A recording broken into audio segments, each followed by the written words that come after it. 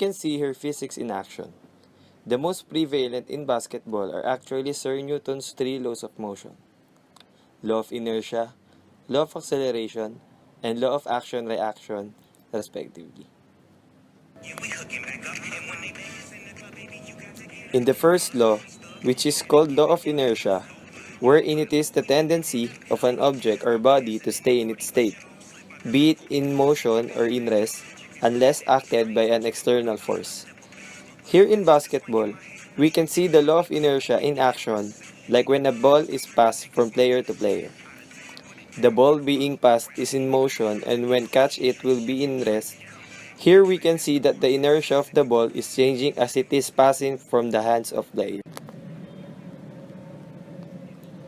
In the second law, which is called law of acceleration, which has a formula of force is equals to the product of mass and acceleration. In basketball, when shooting a ball, the mass of the ball and the acceleration it was thrown will equal to a resultant and relative force quantity. The more the mass and acceleration, the more force will be generated. Another such example will be when colliding against a player, unexpectedly the impact of the force is determined by how big is your mass. The shorter the ball is out of your hands, that's going to make it harder In the last for the law, defender to steal which the I like to basketball. call If you don't the pound the ball, action-reaction law, states then that for it'll make every it easy action, for the defender there is to kind of always a pick your corresponding pocket when equal that ball's not yet in your hand. opposite It's not really reaction. easy to steal the In ball from you basketball, when the we can ball is see the law actually in work in your dribbling hands. So as the ball pound the drops from the basketball with floor all your ball with handling the aid of drills. the player. Overpound it. The ball would Really generate a try to throw downward that ball force through acting the on the ground, and then when you get and in the real ground games, you will don't have react to in an pound the ball opposite and equal as force hard, on but the it ball will shot.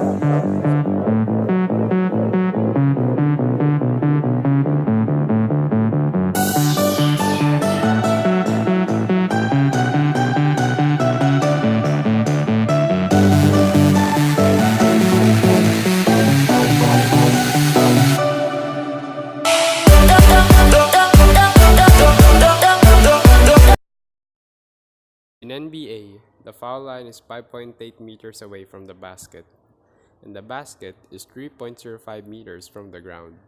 James Harden is 1.96 meters in height.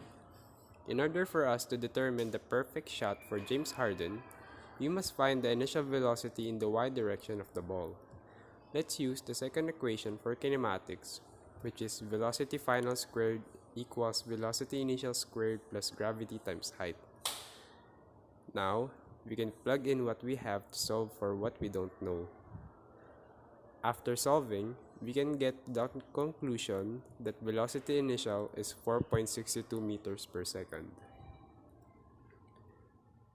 Now that we know the initial velocity in the y direction, we can find the time it takes for the ball to reach its top trajectory using the first equation. Once again, we can plug in the values that we know in order to find the time. Next, we can use the second equation to find the horizontal velocity of the ball. Let's plug in our values. After solving, we come into the conclusion that the horizontal velocity is equal to 12.34 meters per second. Now, we can find the initial velocity at which James throws the ball in a diagonal direction. We can use the Pythagorean theorem to use this one, and let's plug in our values. Finally, using the angle that we calculated, we can find which James must throw the ball. We can use the initial velocity equals to diagonal velocity cosine theta.